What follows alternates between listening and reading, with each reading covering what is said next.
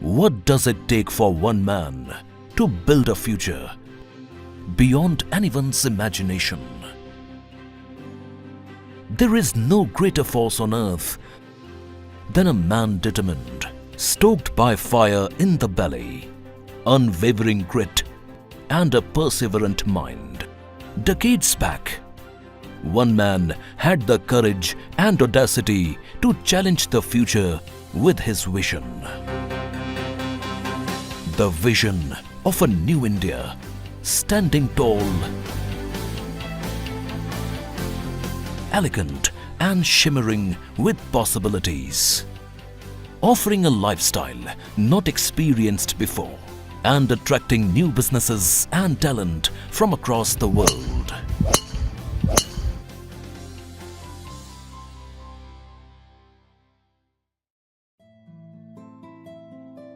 From small beginnings and burning dreams are edifices sometimes built, much as a tiny acorn leads to a mighty oak. Hailing from a small village and a humble background, Mr. K.P. Singh traversed from a madrasa to private schools and colleges. Life can sometimes deal you wild cards.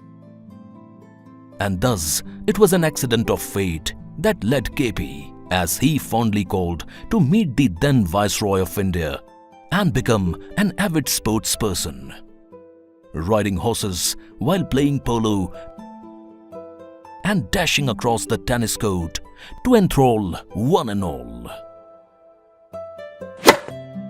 Much as sports became a passion, K.P. travelled to UK to study aeronautical engineering. The passion of horses saw him dabble with the polo aristocracy in UK, including the then military advisor to Indian High Commissioner in UK, Brigadier Vadalia, who persuaded K.P. to join the Indian Army. Always a believer in head over heart, K.P. took the hard decision to join the Indian Military Academy, where he distinguished himself and served in the famous cavalry regiment of Indian Army, called the Deccan Horse, for 9 years. I enjoyed that phase thoroughly, K.P. now recounts. Around this time, K.P. married Indira,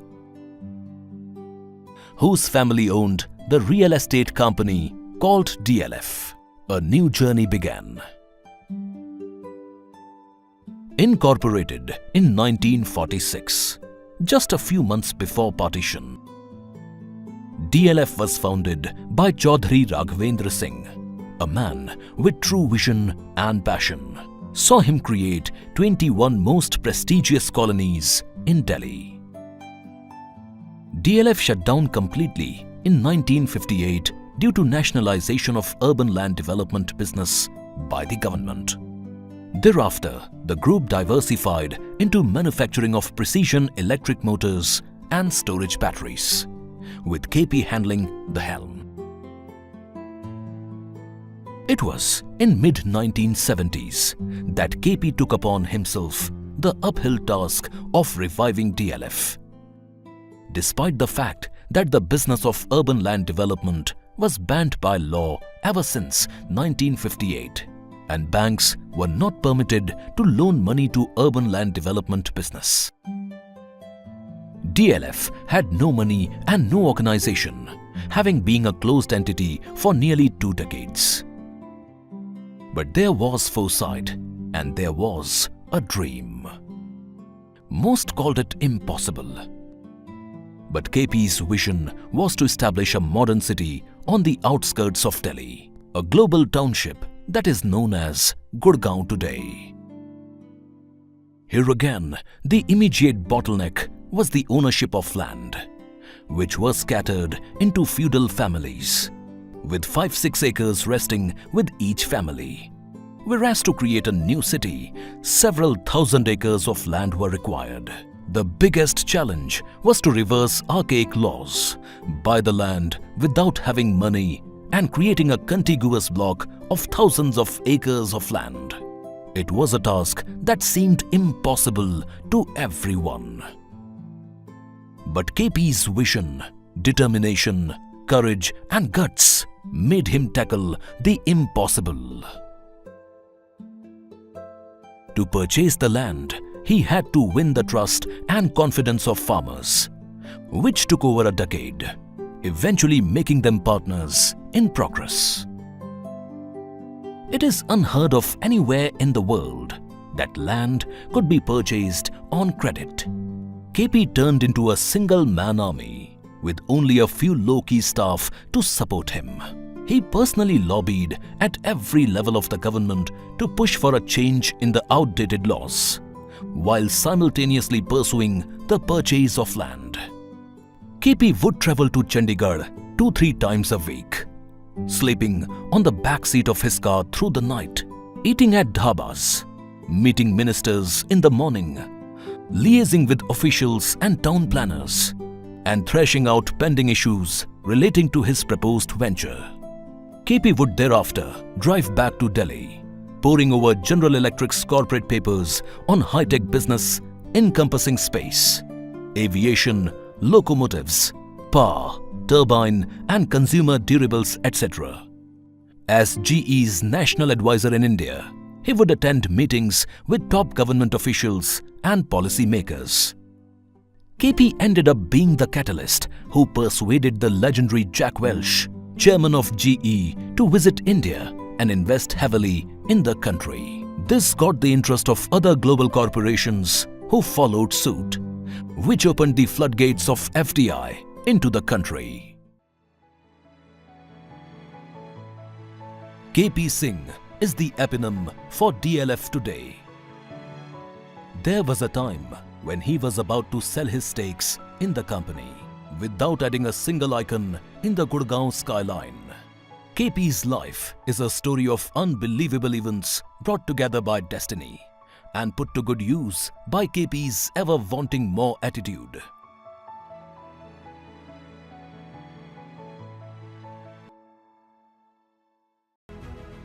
As we embark on a journey through KP Singh's life, it's the rare and inspiring moments that stand out among the many tales of adventure and perseverance and courage. And we are privileged to hear some of the most unforgettable moments from his extraordinary life. Join us as we delve into the story of KP Singh and discover the triumphs and challenges that have shaped his legacy. Some bureaucrats and political personalities were not in favor of my initiative to establish this township.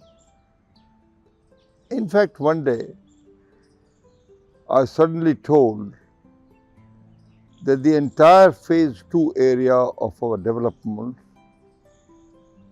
of about 300, 400, about 350 acres was notified by Government of Haryana Housing Department for establishing a housing setup for the middle income group,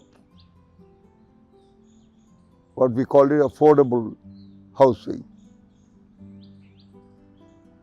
So when I was told about this, fortunately the Chief Minister at that time was Chaudhry Bhajan Lal, who was an extremely competent and good Chief Minister. So I said, how this has happened? So it came out, it was one jealous bureaucrat who was Secretary of the Housing Department who had the powers to notify. He just notified. Anyway, after some time, yet another bombshell came. In the morning, when I was glancing through the newspaper, I suddenly found a full-page ad given by Haryana government saying that all development license of DLF in Gurgaon stands cancelled, and therefore all actions thereafter would be a criminal activity. It was so widely advertised in several newspapers for several days that when a reporter came to me and asked me for my views, I said, look, DLF has never done anything wrong. It is completely baseless on wrong facts, but obviously it was a personal vendetta of the then Chief Minister Chaudhry Bansilal to pull me down. And when we asked why, reason, we were only told by the bureaucrats the orders from higher ups. So when the journalist came to my office to ask my reaction, I said, look, DLF has never done anything wrong, never been violative of any law. So it is a case of like a bull in the china shop. Now this enraged the Chief Minister next day, called all the officials and the police that let us show KP Singh what a bull means. And then the whole power was unleashed on me, police, to arrest me for no crime. I had done nothing wrong, but they were just against development of Gurgaon. So when this happened, naturally I was rattled.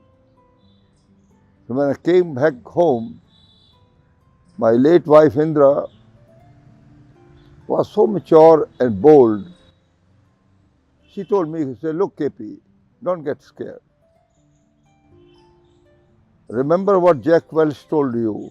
I said, what? At that time DLF was not even 30 number because there were others who were much bigger developers than DLF. And Jack Welch told that KP, any business you do, you must be number one. So she encouraged me that to be number one, you have to take risks because you know you are doing right thing and God is with you. Everyone's blessing is with you. Go and face it. Eventually you will win. With these words of encouragement, I single-handedly, I had nobody else with me. Then of course I got the order stayed from the High Court, but then market was completely rattled. But I faced it.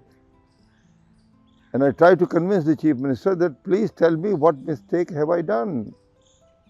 Fortunately, new elections took place after a few months. This Chief Minister was voted out of power. Then again a new Chief Minister came, Chaudhry Devilal, a very nice gentleman, very pro-development. They all knew something unfair was being done to us. So by following a process of law, a procedure, which are very elaborate, you have to make a representation, court of inquiry is appointed, all this big bang happened. After a few months, our license were restored. We are back in business. So like this, on several occasions, it was like a case, frankly, of 2 steps forward, 1 step back. And throughout the journey, I was often advised by a great mentor of mine called Shori Saab, I call him, who was very fluent in saying some Urdu couplets. The 2 Urdu couplets which became the backbone of my life and my zest for life in future. They were. One was, Kundae Mukhalif se na ghabrai e aqab. Now, the poet says, Kundae means storm, Mukhalif means opposite, Aqab is called eagle. O eagle, do not get scared of the opposite winds. So I say again, Kundae Mukhalif से न घबराई ए आकाब, ये तो आता है तुझे ऊंचा उठाने के लिए. This encouraged me. Storm is there, I'll face it. Likewise another one, which became again thing, same, my mentor said, Himmat-e marda madad-e khuda. means himmat, courage. Khuda, God. Those people who have courage, determination and grit and do the right thing, God eventually helps them. This is what happens in my life. I didn't deviate. I fought battles single-handedly with all the adversity. And as you have seen, I won, but very difficult. It looked impossible certain times. But I suppose my sheer courage, determination, grit and hunger to succeed made me to make it possible what appeared impossible at that time. KP fondly reminisces that what helped achieve all this was DLF's work ethic and moral values, with no room for shortcuts. Chaudhry Sahib always believed in being straight and true in business and would repeatedly tell KP to never flag from this path. KP followed Chaudhry Sahib's vision and example, and he proudly says that his son Rajiv Singh is today enhancing the legacy. The fourth generation of the family now carries the same values, thus continuing the legacy for 76 years, unheard of anywhere in the world. Earlier in life, KP Singh is the recipient of various international and national awards, notably among them being the Padma Bhushan in 2010 by President of India, Officer of the Order of Monaco by Prince Albert II of Monaco in 2010, Asian Entrepreneur of the Year Award in Antwerp by PwC in 2011, and Indian of the Year by NDTV in 2007, along with a doctorate from the Pant University and Delhi Ratna Award for his exceptional services towards the development of the country, including Delhi.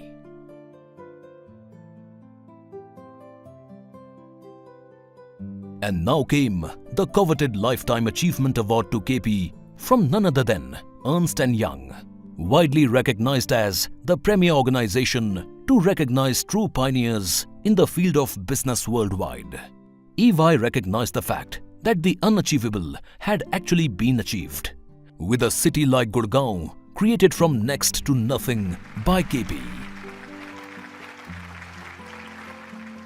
The sheer depth of the EY Lifetime Achievement Award is staggering. For the ultimate winner, KP was chosen from 60 countries and 145 cities from amongst hundreds of successful entrepreneurs and global achievers. This is a celebration that recognizes the deepest resolves of vision, passion and humility. For a salutation that facilitates a lifetime of values, effort and sweat, carrying for decades the burden of 1,000 dreams on one man's shoulders alone.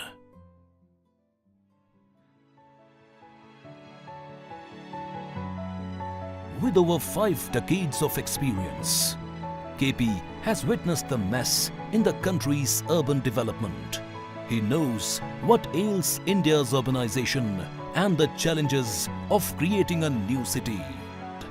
As he discusses the challenges and the urgent need for a new urbanization policy for the country to match with the projected growth of 5 trillion economy, the Honorable Prime Minister echoed his sentiments in an article published in the Economic Times titled "Well-Planned Cities Will Decide the Fate of India." Great visionaries think alike. KP has accomplished the impossible by transforming barren land into a world-class city. Today, Gurgaon is a bustling metropolis where people from diverse cultures and communities from across the world live and work. The city is headquarters for several Fortune 500 MNCs and large Indian corporates. It provides employment to over 2 million people. While Gurgaon is presently only developed 50%, its full potential is left to your imagination. Unstoppable at 93 plus. The legacy continues with his son Rajiv and the 4th generation of the Singh family, now devoting his time to philanthropic activities through the KP Singh Charitable Foundation to make it a meaningful organization. He continues to care for India.